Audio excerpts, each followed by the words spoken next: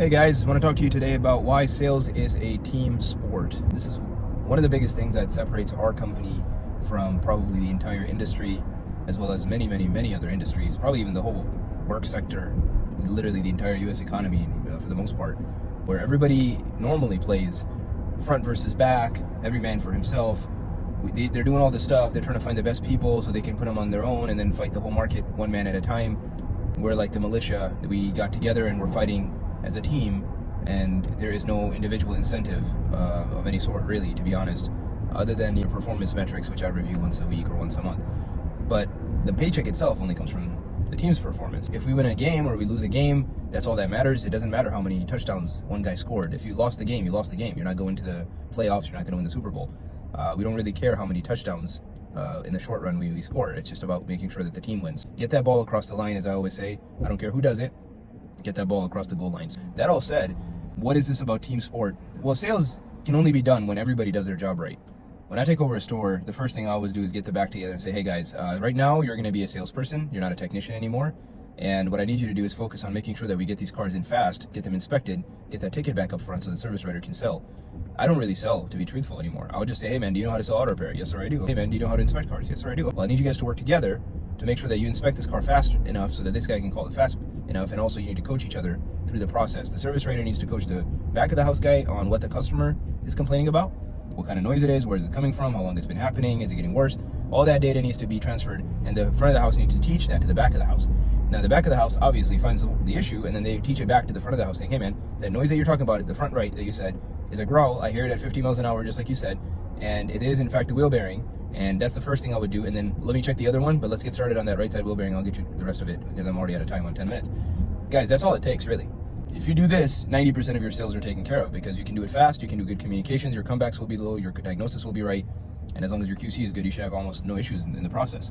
Sales is 100% a team sport. The team that is not working together will usually have really bad sales.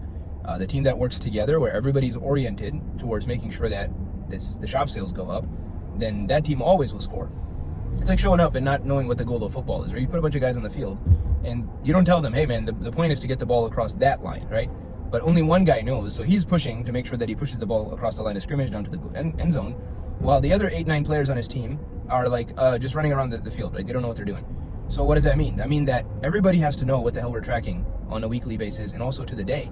They should know, hey man, how much have we sold today? One of our best stores will always keep their numbers updated literally to the minute. You get something approved, you put it on the board.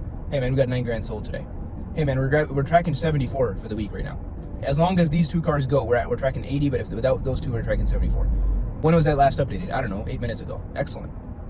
Right? It's like playing football and not knowing what the hell your score is, or what down you're on, or what yard line you're on. It's just like everybody has their eyes blind, everybody's got blindfolds on, and everybody's got their ears plugged and expecting them to somehow win the game, and then they don't talk to each other.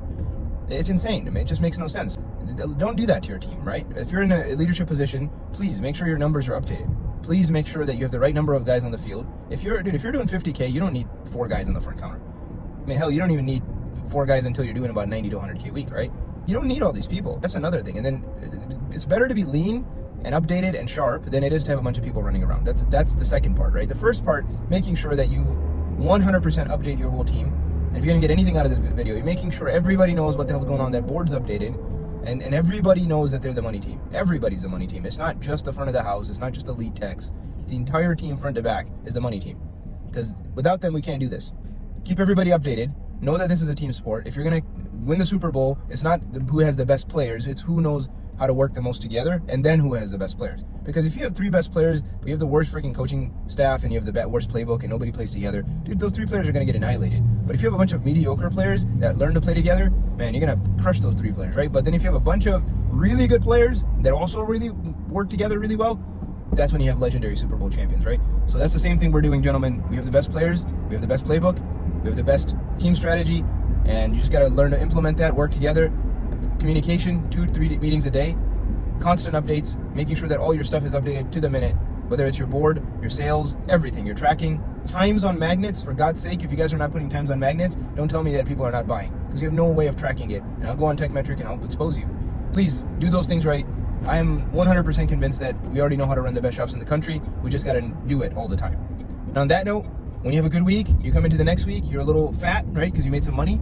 And usually what happens in our company over the last year, I looked at all the metrics for the whole year. Our entire company does one of these. We hit a record week, then we go down by 10%, then 10%, then 10%, and then we finally get to a rock bottom, and then boom, we hit another record. And it's 100% human controlled, right? It's 100% human controlled. It has nothing to do with the market. You get fat, you get lazy because you made good money. You want to come back in and you want to do it slow, and you get this kind of lax, and then it's too lax, unacceptable, and then you go back up. I'm just asking you not to do that anymore. It's 100% up to you, gentlemen. Thank you very much.